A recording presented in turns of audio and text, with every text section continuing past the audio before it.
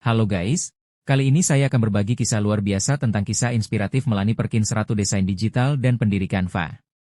Di dunia teknologi yang didominasi pria dan penuh persaingan, kisah Melanie Perkins, pendiri dan CEO platform desain global Canva, adalah pelajaran tentang mengubah ide sederhana menjadi perusahaan bernilai miliaran dolar.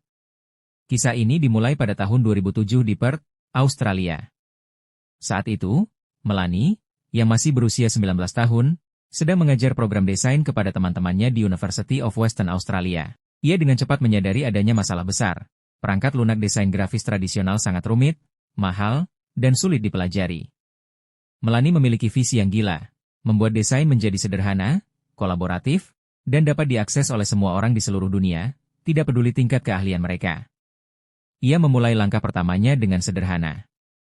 Bersama pasangannya, Cliff Obrecht, mereka mendirikan perusahaan pertama mereka, Fusion Box, yang berfokus pada alat desain online untuk membuat buku tahunan sekolah. Ini adalah langkah kecil untuk menguji ide desain online yang sederhana.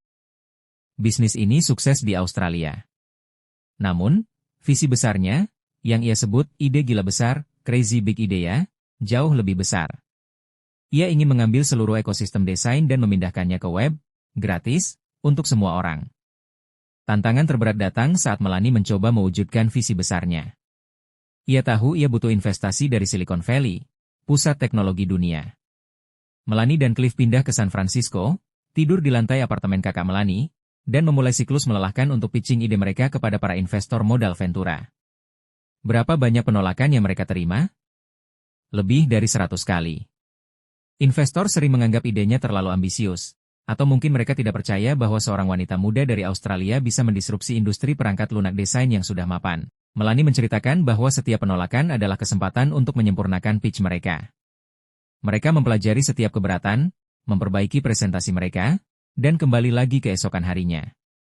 Titik balik datang ketika Melanie memutuskan untuk mendekati investor legendaris Bill Tai di sebuah konferensi kitesurfing di Hawaii. Agar bisa mendekat, Melanie memutuskan untuk belajar kitesurfing, sesuatu yang sama sekali belum pernah ia lakukan. Ini menunjukkan tingkat ketekunan dan kesediaannya untuk melakukan hal-hal gila demi mimpinya. Bill Tai terkesan dengan visi Melanie, bukan hanya keberaniannya. Ia kemudian menjadi investor dan mentor pertama, yang membuka pintu bagi dana investasi besar lainnya. Pada tahun 2013, setelah 5 tahun sejak ide pertamanya lahir dan bertahun-tahun penolakan, Canva diluncurkan.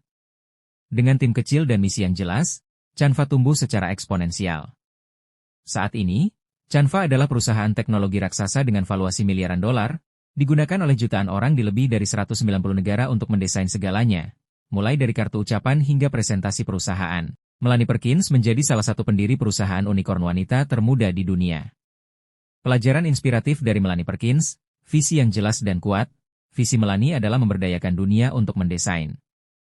Misi yang kuat ini membuatnya tetap gigih meski menghadapi ratusan penolakan. Ketekunan yang tidak masuk akal.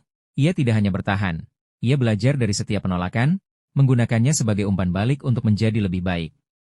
Mulai dengan sederhana, daripada langsung mencoba merevolusi dunia, ia memulai dengan niche kecil, buku tahunan, untuk memvalidasi model bisnisnya. Kisah Melanie adalah pengingat bahwa di dunia teknologi, ide brilian yang dipadukan dengan ketekunan yang tak tergoyahkan akan selalu menang melawan keraguan dan penolakan. Ia membuktikan bahwa hambatan terbesar seringkali hanyalah pintu yang harus diketuk lebih keras.